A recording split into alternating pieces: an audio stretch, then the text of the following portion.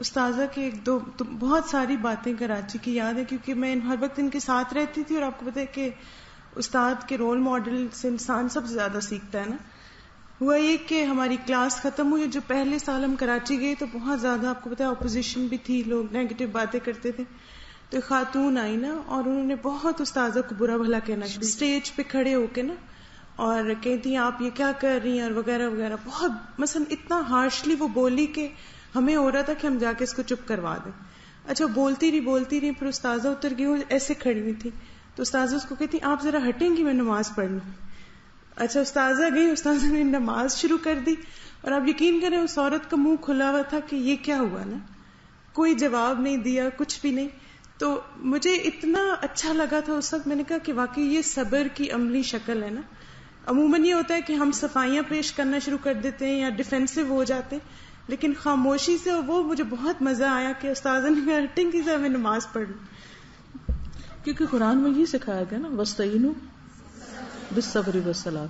اس طرح میں کلاس لے رہی تھی تو مجھے کسی نے کلاس کے بعد اٹھی، تو ایک ہماری بہن ہے کراچی میں ہی ہوتی ہے، آئی کہ تو ان کی آنکھوں میں آنسو، کہتے آپ کے بیٹے کو چوٹ لگی اور اسے ہاسپٹل لے کے گئے. تو میں کچھ بات کسی سے کچھ کر رہی تھی یا کوئی میٹنگ کر رہی تھی کچھ، ان کا اچھا. تھوڑی دیر میں لمحے کے لیے رک کے میں نے دعا دل میں پڑھی، اور اس کے بعد میں نے اپنا کام شروع کر دیا. اور اپنے روٹین ٹائم پہ جب میں گھر کی، میں نے کہا اگر وہ ہاسپٹل جا چکا ہے تو میں کیا کر سکتی ہوں پیچھے جا کے، سوائے اس کے کہ میں جاؤں اور مجھے دیکھ کے رونا شروع کر دے. کیونکہ بچے ویسے بالکل صبر حوصلے میں ہوتے ہیں، لیکن جب مائیں نظر آتی ہیں تو وہ لیٹ جاتے ہیں اور وہ چیخنے چلانے لگتے ہیں. لیکن جب انہیں پتا ہو کہ اس قسم کی ان کو کوئی پیمپرنگ ہونی کوئی نہیں، تو وہ پھر اپنے آپ کو سنبھالنے رکھتے. میں بچپن سے جب بچے چھوٹے ہوتے تھے، جب بچہ گرتا تھا تو میں ادھر دیکھنے لگتی تھی، خود اٹھنا سیکھے. ہم کب تک ان کو اٹھاتے رہیں گے، مشکل ہو جاتی ہے نا. تو بہرحال جب میں گھر گئی تو وہ ہاسپٹل سے آ چکا تھا، تو بھاگتا بھاگتا آ کے میرے ساتھ چمٹ گیا. وہ نشان آج تک ہے، اس کا کٹ لگا تھا کافی سارا. لیکن یہ ہے کہ تو زندگی میں خود پرسکون رہنا سیکھیں. لوگ نہیں بدلیں گے، نہ ان کی عادتیں بدلیں گی، وہ آپ کو تنگ کر کے پریشان کر کے خوش ہوں گے. بہت سے لوگ یا خود فرسٹریٹ ہوتے ہیں، پریشان ہوتے ہیں، تو وہ آپ کو ساری فرسٹریشن آپ پہ نکالنا چاہتے ہیں. نکال لیں. اب یہ جس مذکورہ خاتون کا ذکر ہو رہا ہے وہ اس لیے نہیں آئی تھی کہ وہ مجھ سے کوئی حل چاہتی تھی یا مجھ سے کوئی جواب چاہتی تھی، پتہ چل جاتا نا باتیں کرنے والا. وہ صرف اپنی فرسٹریشن نکالنا چاہتی تھی، انہوں نے نکال لی، میں نے سن لی، بات ختم ہو گئی. اب مجھے نماز پڑھنی تھی، نماز شروع کر دی. اسی طرح بہت سے لوگ، آپ کو اگر کوئی نعمت مل رہی ہے، خوشی مل رہی ہے، آپ پرسکون ہیں، تو وہ آپ کو سکون تباہ کرنا چاہتے ہیں. اور خاص طور پر شیطان لوگوں کے پیچھے لگ جاتا ہے کہ جو دین کا کام کر رہا ہے اس کو بے سکون کر دو، اس کو اتنی باتیں سناؤ، اس کے اوپر ایسی ایسی غلط تنقید کرو کہ وہ اتنا پریشان ہو کہ اپنا کام چھوڑ دے. جب انسان اللہ کے فضل سے یہ تہیا کر لے کہ جو مرضی کوئی کر لے، میرے ساتھ میرا اللہ ہے، کوئی نقصان نہیں دے سکتا، نہ کوئی میرا رازق ہے نہ میرا کوئی مالک ہے، میں یہ جو کچھ کریں یہ اللہ کا کام ہے، اللہ کا وعدہ ہے، وہ خود اس کی حفاظت کرے گا. تو جب کبھی بہت زیادہ تنگ ہوتے ہیں نا حالات، تو میں کہتی ہوں اللہ تعالیٰ، عبد المطلب نے اپنے اونٹ لیے تھے تو چلے گئے تھے اور کہا تھا یہ تیرا گھر ہے، تو خود سنبھال اس کو. تو اللہ کا کام ہے نا، اللہ کا وعدہ بھی ہے، ان تنصر اللہ ینصرکم. اگر ہمیں یہ سعادت ملتی ہے کہ ہم اللہ کی مدد کریں، اللہ ہماری کرے گا، ضرور کرے گا، کیوں نہیں کرے گا.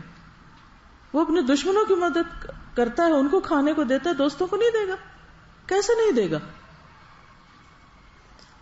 تو ہر قسم کے حالات میں، چاہے کوئی بیماری ہو چاہے کچھ ہو، اس میں یہ گر سیکھ لیں کہ آپ نے کس طرح پرسکون رہنا ہے. وہ آپ کے اندر کا ٹھہراؤ یا اپنے اندر کا اطمینان جو ہے وہ باقی رہے، باقی سب چلتا رہے گا. اور آپ اپنے رب سے اس حال میں ملیں کہ فرشتہ یہ پکار لے کر آئے، یا ایتھا النفس المطمئنہ ارجعی الی ربک راضیۃ مرضیہ، وہ اس کے لیے تیار رہے کہ مجھے نفس مطمئنہ کے طور پر دنیا سے رخصت ہونا ہے. اب جب میں پلٹ کر پچھلے دن میں اپنی صفائی کر رہی تھی، شیلفوں کی شفٹنگ ہوئی، ادھر کی بہت ساری چیزیں اکٹھی ہو گئی، تو میں اب تھوڑا تھوڑا کر کے چیزوں کو سارٹ آؤٹ کر رہی ہوں. جب میں پچھلی چیزیں، کوئی خط ہیں، کوئی کچھ ہے تو میں پڑھتی ہوں، میں سوچتی ہوں ان کی کیا ویلیو ہے، ان کی کیا حقیقت ہے. اگر کوئی تعریف کا خط لکھ دیتا ہے کسی وقت تو اس وقت پڑھ کے بندہ اگر تھوڑی دیر خوش ہو جائے اور اس کے بعد وہ کاغذوں میں دب جائے، یا کسی وقت کوئی اگر تنقید کا لکھ دیتا ہے اور وہ بھی پڑھ کے کاغذوں میں دب جائے اور ڈسٹ پڑ جائے اس پر، 10 سال بعد آپ اس کو نکال کے دیکھیں کیا حقیقت ہے اس کی؟ کوئی ہے؟ کچھ بھی نہیں. کدھر گئے لکھنے والے؟ کہاں گئی باتیں؟ کچھ بھی نہیں. اصل فائدہ اس چیز کا جو آخرت میں فائدہ دے جائے.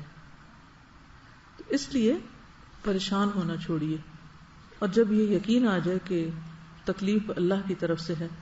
قرآن پاک میں بھی آتا نا، ما اصاب من مصیبت الا باذن اللہ ومن یؤمن باللہ یہد قلبہ واللہ بکل شیء علیم. جو بھی مصیبت آئی ہے اللہ کے اذن سے آئی ہے، اس کے اذن کے بغیر آ ہی نہیں سکتی تھی. اچھا اللہ نے اجازت دے دی تجھے مجھ تک پہنچنے کی، تو وجہ ہے کوئی، ضرور کوئی اس کے پیچھے مقصد ہے. وہ سمجھنے کی کوشش کرو، اللہ میرے دل پہ حکمت القاء کر دے کہ مجھے سمجھا دے کہ یہ ہوا کیوں. جیسے حضرت ابراہیم علیہ السلام نے کہا تھا نا، رب ارنی کیف تحیی الموتى، اللہ مجھے دکھا دے تو مردوں کو کیسے زندہ کرے گا. قال اولم تؤمن، ابراہیم یقین نہیں؟ قال بلا، کیوں نہیں، بالکل ہے. ولکن لیطمئن قلبی، سب ایمان ہے، یقین ہے، سب ٹھیک ہے، بس مجھے اس کی وجہ بتا دے، مجھے ریزن سمجھ آ جائے. لیطمئن قلبی، تاکہ میرا دل اطمینان میں آ جائے. تو یہ جو اطمینان ہے قلب ہے، اس کو ہاتھ سے نہ جانے دیں. تو اس آیت سے مراد کیا ہے کہ جب مصیبت آتی ہے تو انسان یقین کر لیتا ہے کہ مصیبت اللہ کی طرف سے آئی ہے، پھر اس پر اللہ سے راضی ہونے کا اظہار کرتا ہے کہ اللہ میں راضی ہوں، میں آپ سے ناراض نہیں ہوں. اس سے اللہ تعالیٰ بندے کو ایسا ایمان، ایسی ٹھنڈک دل کی نصیب کرتا ہے کہ اس کی لذت وہ ہر وقت اپنے دل میں محسوس کرتا ہے. اور آپ کو پتا ہے زبان کی لذت تو ہم خرید سکتے ہیں بازار سے، دل کی لذت نہیں خرید سکتے کہیں سے.